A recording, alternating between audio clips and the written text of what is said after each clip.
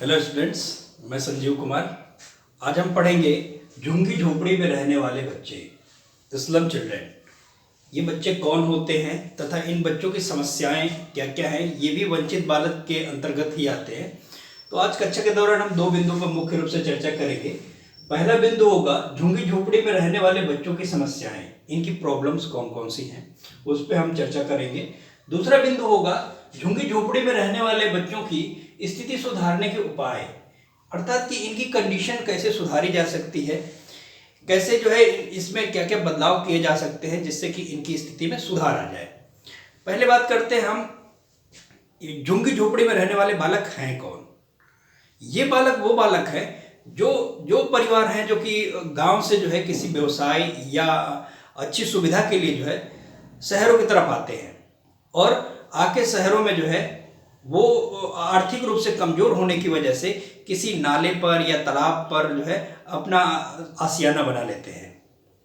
ऐसी जगहों पे आशियाना बनाते हैं, ऐसी जगहों पे वो रहते हैं जहाँ पे जो कि है किसी तरह की रोक टोक नहीं करती है गवर्नमेंट, और वहाँ पे धीरे धीरे जो है बस्तियाँ उनकी बढ़ने लगती हैं। और बस्तियों में जो है हो सकता है कि वो हजारों की संख्या में हो, लाखों की संख्या में हो, वो धीरे धीरे बस्तियाँ उनकी जो है उसी क्रम में बढ़ती चली जाती है। तो यहाँ पे एक चीज ये देखने को मिलता है कि अगर इनकी बस्तियां अगर ऐसी जगहों पे बनी हुई हैं और सरकार या गवर्नमेंट की निगाह अगर उस पर नहीं पड़ रही है तो वहाँ बुनियादी आवश्यकताएं भी कम मिलती हैं। बुनियादी आवश्यकताएं अर्थात कि जो है शिक्षा का स्तर भी वहाँ कम देखने को मिलेगा, और भी बहुत ढेर सारी जो जीवन जीने के लिए आवश्यक चीजें होती हैं वो हम चर्चा करेंगे आगे, वो भी चीजें कम मिलना शुरू होती हैं। दूसरी चीज, एक चीज हम बात करें यहाँ पे, तो ये सामाजिक रूप से भी कमजोर होते हैं। इनके परिवार जो है सामाजिक रूप से, अर्थात कि ऐसी जगहों पर ये निवास करते हैं जिन जगहों पर सामान्य व्यक्ति या साधारण व्यक्ति जाना नहीं पसंद करता है।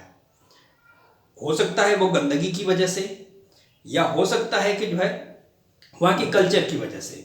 तो इन कारणों की वजह से जो है ये समाज से कहीं ना कहीं अलग हो जाते हैं।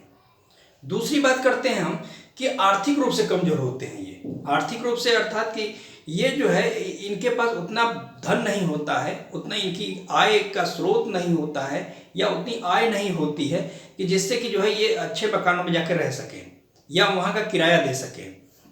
इसलिए जो है ये मालिन बस्तियों में रहते हैं, ऐसी बस्तियों में ये निवास करते हैं। तीसरी बात करते हैं शैक्षिक रूप से पिछड़ापन, अर्थात कि ये जो है शिक्षा के क्षेत्र में जो है सुविधाएं न मिलने की वजह से जो है ये पिछड़ जाते हैं। तो आइए इनकी समस्याओं की बात करते हैं। झुग्गी झोपड़ी में रहने वाले बच्चों की समस्याएं। पहली समस्या क्या है? शिक्षा का निम्न स्तर। मैंने जैसे कि बताया कि यहाँ पे शिक्षा का निम्न स्तर देखने को मिलता है, अर्थात कि यहाँ पे जन विद्यालय नहीं है, शिक्षक नहीं है, उनके पढ़ाए जाने की सुविधाएं नहीं हैं, उनके आने जाने की सुविधाएं नहीं हैं। तो यहाँ पे ये देखने को मिलता है कि इनके बच्चे जो होते हैं ये कहीं ना कहीं जो है शिक्षा से दूर चले जाते हैं। दूसरी चीज यहाँ पे ये नजर आती है कि ये गरीब होते हैं, आर्थिक रूप से कमजोर होते हैं। तो बच्चों को जो है शिक्षा की तरफ न जाके, बच्चे जो है शिक्षा की तरफ न जाके छोटे मोटे व्यवसाय की तरफ चले जाते हैं और शिक्षा से वंचित रह जाते हैं। तो यहाँ पे जो है सब शिक्षा का सबसे निम्नतम स्तर देखने को मिलता है। दूसरा बिंदु, खेलने की सुविधा नहीं, अर्थात कि यहाँ पे जो है बच्चे को क्या चाहिए? बच्चे को उसकी उम्र के अनुसार जो है उसको खेलना चाहिए, उसको पढ़ना चाहिए। तो वो सुविधाएं भी यहाँ पे देखने को नहीं मिलती हैं कि बच्चा जो है साधारण बच्चों की तरह ही अपना जीवन यापन कर रहा है। नहीं, वहाँ पे ये होता है कि बच्चा जो होता है छोटी उम्र से ही व्यवसाय में लग जाता है, उसको खेलने से कोई मतलब नहीं रहता है। तो इस तरीके से वो जो है अपने व्यक्तित्व में जो है कहीं ना कहीं उसे कमी आने लगती है। तीसरा बिंदु यहाँ पे आता है शारीरिक विकास। जब इस तरह की चीजें जब नहीं देखने को मिलती हैं कि वो सही ढंग से अपना जीवन यापन नहीं कर पा रहा है, वो बच्चे का पालन पोषण नहीं हो पा रहा है, तो यहाँ पे जो है बहुत से बच्चे कुपोषण के शिकार भी पाए जाते हैं, जैसे पोलियो और कुपोषण।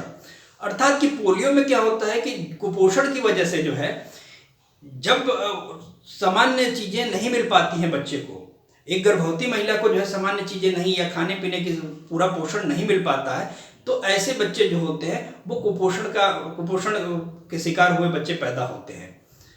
वो गर्भ से ही जो है कुपोषण का शिकार हो जाते हैं। तो यहाँ पे एक सबसे बड़ी समस्या यहाँ पे ये आती है कि ये बच्चे इनके परिवार जो है आर्थिक रूप से कमजोर होने की वजह से ये शिक्षा से वंचित रह जाते हैं और फिजिकल रूप में भी ये फिट नहीं पाए जाते हैं कि फिजिकल रूप में फिट हो। दूसरी चीज की इनकी बस्तियां एक ऐसी जगहों पे बसी हुई होती हैं कि जिनकी वजह से जो गंदगी से होने वाली जितनी बीमारियां हैं वो सारी बीमारियां जो है इनको लगने लगती हैं। आगे पढ़ेंगे हम। बुनियादी सुविधाएं अर्थात कि बेसिक फैसिलिटीज जो होती है वो भी इनको मुहैया नहीं हो पाती है। जैसे पानी, शुद्ध पानी अगर कहा जाए कि स्वच्छ जल अगर इनको मिले तो नहीं, वो स्वच्छ जल नहीं, वो हो सकता है कि किसी नदी नाले में जाके कपड़े धो रहे हों। एक ही नल हो जिसपे कम से कम 1000 परिवार एक ही नल से पानी पी रहा हो। दूसरी चीज यहाँ पे देखते हैं बिजली की व्यवस्था भी नहीं होती है कि अगर इनके बच्चे जो है अगर पढ़ना चाहें भी तो बिजली है ही नहीं तो वो अध्ययन नहीं कर पाते हैं। तो ये समस्याएं जो बेसिक बुनियादी तौर पर सामने देखने को मिलती हैं। तीसरा आता है बीमारियां, डिसीज।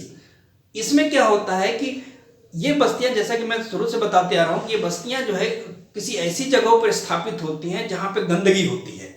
तो इसकी वजह से जो गंदगी से होने वाली बीमारियां हैं, डेंगू, मलेरिया, चिकनगुनिया, हैजा, इस तरह की बीमारियां जो है आए दिन इनको लगी रहती हैं और इनसे ये इनके बच्चे, इनका परिवार जो है ग्रसित होता रहता है।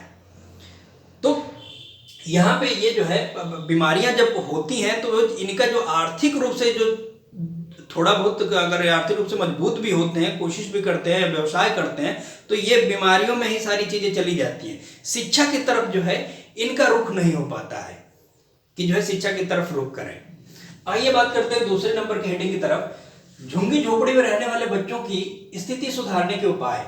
क्या ऐसी चीजें की जा सकती है जिनकी वजह से जो है इनकी स्थिति में सुधार आ सकता है। पहला है शिक्षा।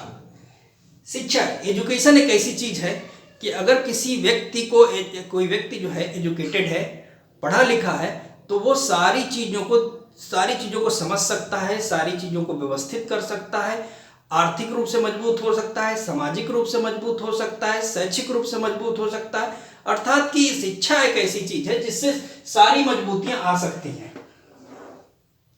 ज्ञान अगर किसी चीज का है तो पहली बात कि आपको बीमारी कोई नहीं लगेगी, क्योंकि ज्ञान है, साफ सफाई कैसे रखना है इस चीज का ज्ञान है अगर, तो साधारण सी बात है कि आपको बीमारियां आपसे दूर रहेंगी। दूसरी चीज की अगर शिक्षा है तो क्या खाना है, क्या नहीं खाना है, किससे कौन सा विटामिन, प्रोटीन क्या मिल रहा है, इसका भी ज्ञान आपको शिक्षा के माध्यम से ही मिलेगा। तो इनमें कहीं ना कहीं जो है शिक्षा की आवश्यकता है और शिक्षा की तरफ इनको जोड़ने की आवश्यकता है। जब तक हम इनको शिक्षा की तरफ ले नहीं आएंगे तब तक इनकी किसी भी स्थिति में सुधार नहीं हो सकता है। तो इसके लिए जो है बहुत ढेर सारी योजनाएं चलाई जाने की जरूरत है और गवर्नमेंट को जो है इनकी तरफ ध्यान देने की आवश्यकता है। इनके नज़दीक में विद्यालय खोले जाएं, इनके बच्चों के लिए विशेष तरह की सुविधाएं दी जाए जिससे कि जो है वो विद्यालय में शिक्षा अध्ययन कर सकें। अन्य फैसिलिटीज जैसे कि कापी किताब, बैग वगैरह और सारी चीज़ें जो है इनको मुफ्त दिए जाएं। बहुत से एनजीओ ऐसे हैं जो कि इसी पर कार्य कर रहे हैं, मालिन बस्तियों पर ही कार्य कर रहे हैं, स्लम चिल्ड्रन पर ही कार्य कर रहे हैं कि जो है इनको इस तरह के कार्यक्रम होते हैं, किस तरह का व्यवसाय तरफ लेके जाते हैं। और बहुत एनजीओ ऐसे होते हैं जो कि इनकी बेसिक चीज़ों को सुधारने का प्रयास कर रहे हैं। तो यहाँ पे जो है इनको शिक्षा में सुधार लाने की आवश्यकता है। दूसरा पॉइंट है ग्रामीण क्षेत्रों में रोजगार, employment in the rural areas. यहाँ पे क्या है कि अगर ये जो लोग हैं, ये झुग्गी झोपड़ी वाले लोग, ये कहीं ना कहीं किसी गांव से पलायन करके आए हैं अच्छे व्यवसाय के लिए, रोजगार के लिए। तो अगर गांव में ही रोजगार अगर खोल दिया जाए, रोजगार के अवसर उपलब्ध हो जाए, तो गांव से पलायन करने की संख्या थोड़ी कम हो जाएगी और लोगों को जब गांव में रोजगार मिलने लगेगा तो यहाँ आके मालिन बस्ती बसाने की कोई आवश्यकता ही नहीं बचेगी। तो गांव में जो है रोजगार खोलना जरूरी है। लघु उद्योग, कुटीर उद्योग, किसी तरह का इनको उद्योग खोल के छोड़ दिया जाए और उसमें जो है इनको काम दे दिया जाए जिससे इनकी मूलभूत आवश्यकताएं जो है कंप्लीट होती चली जाए। सरकारी एजेंसियों को भी इस तरफ ध्यान देना चाहिए कि ये लोग ऐसे प्रताड़ित हैं, हर चीज से कमजोर हैं, आर्थिक रूप से कमजोर है, सामाजिक रूप से कमजोर है, शिक्षित नहीं है। तो इन सारी चीज़ों को, मूलभूत चीज़ों को जो है इन तक मुहैया कराया जाए, ताकि ये भी जो है अपने जीवन में विकास ला सकें और शिक्षित हो सकें। मूलभूत आवश्यकताएं अर्थात कि बिजली, जल, साफ सफाई, इनके यहाँ जो है सैनिटाइजेशन, इस तरह की चीज़ों का भी व्यवस्थित किया जाए तथा इन बस्तियों को जो है किसी और जगह ले जाके विस्थापित करने की कोशिश की जाए। तो यहाँ पे सबसे एक बड़ा पॉइंट यहाँ पे आता है कि इस तरह का भी बच्चा आपकी क्लास में शामिल होगा। भले 100 बच्चों में से 5 बच्चा इस तरह का शामिल है, तो उनकी जब तक आपको उनकी सारी मूलभूत आवश्यकताएं नहीं मालूम होंगी, उनकी समस्याएं नहीं मालूम होंगी, तब तक आप उस बच्चे को पढ़ा नहीं पाएंगे। तो यहाँ पे ये देखने को मिलता है कि जब तक आप समस्या का निर्धारण नहीं करेंगे उनके कि बच्चा किस समस्या से ग्रसित है और उसको कैसे सुधारा जा सकता है।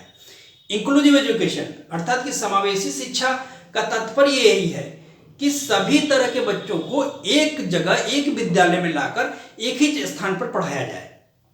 मैंने जैसे आपको वंचित बच्चों में पढ़ाया था, अनुसूचित जनजाति जो कि जंगलों में निवास करते हैं। दूसरा मैंने पढ़ाया था आपको जनजाति जो कि मजदूरी करते हैं। तीसरा मैंने आपको पढ़ाया था अल्पसंख्यक अर्थात कि जो है छोटी मिनोरिटी अर्थात कि कम संख्या में उपलब्ध है। तीसरा झुग्गी झोपड़ी वाले बालक अर्थात कि जो है ये बालक जो है सबसे अलग रहते हैं अर्थात कि गरीब हैं, मालिन बस्तियों में रहते हैं। इसमें एक और पॉइंट आता है वुमेन एजुकेशन अर्थात कि स्त्री भी जो है सामाजिक रूप से वंचित में ही रखा जाता है इस बिंदु को भी, क्योंकि स्त्रियों को भी समाज से कहीं ना कहीं वो करके रखा जाता है। तो इस पर मेरा नेक्स्ट वीडियो आएगा आपका स्त्री शिक्षा। तो उम्मीद है कि मेरी क्लास आप लोगों को समझ में आई होगी। Thank you class.